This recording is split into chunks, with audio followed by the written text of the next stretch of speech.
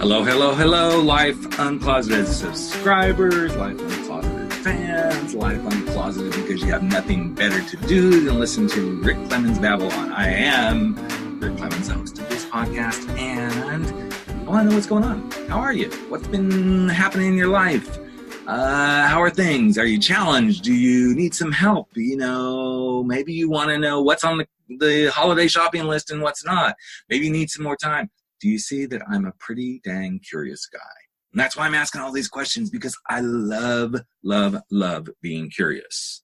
In fact, I've always been a curious guy because at one point I was curious about, could this big boy dance? And so I went and I took some dance classes. And I'm like, I wonder if I can act. And I started acting. And then I thought about a podcast. And, well, you know, here I am doing this podcast.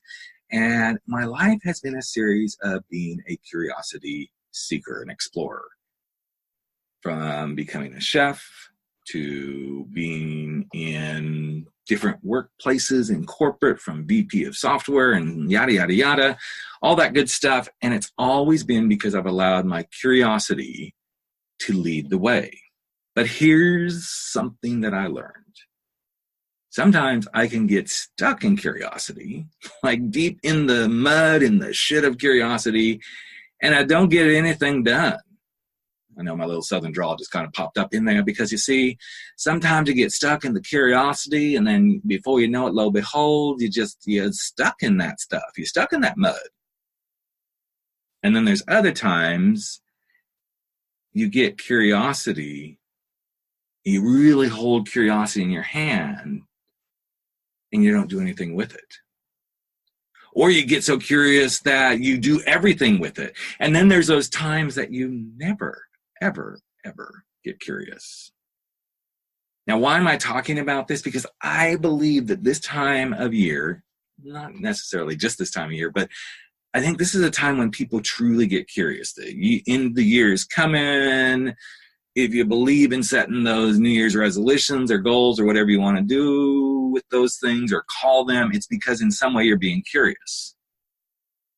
But here's what I want you to consider. How does curiosity serve you? What ways has curiosity helped you in the past? How can curiosity help you get stuff done, and how does it get in the way of you doing things? Are you the person who gets stuck in curiosity? You're curious about everything and you explore everything, but you don't do anything with what you discover. Or, there's always an or do you avoid curiosity because you don't want to get the answers because they might not be the things you want to hear? The truth is, every day, in every way, little sing-song there, we all are curious. In fact, I would venture a guess that for most of us, the first thing that pops through our minds in the morning is some form of a curiosity. It could be a question. It could be, why am I awake so early? That's being curious. It could be, what am I going to do today? All of this stuff is around curiosity. But, and there's always a but, if we don't use curiosity in the best way, we can't move our lives forward. Because here's the thing. If you only use curiosity for yes and no answers, then you're always going to live in a yes and no world. But instead, I want to invite you to start asking different questions that can't be answered in yes and no. And I know I've talked about this in the past, but I want to bring it forward because I think this time of year is a great time to get past the yes and no. Think about it. You want to buy somebody you care about a gift. The question you always ask, and don't say you don't because I know you do, and many of you are going to start nodding your head here in a minute, is, I wonder if they will like this. It's a yes or no question. So let's flip that around. If I bought them this, what do I think they would most enjoy about it? If I get them, I'm getting tongue-tied here, but if I get them this gift, how would it most benefit them, improve their life, bring them joy? These are the questions that start to guide us to the real stuff. So instead of just going, let's go black and white, yes or no, blah, blah, blah, let's start asking the really good, curious questions. Because the more curious you get about your life, the better your life can get.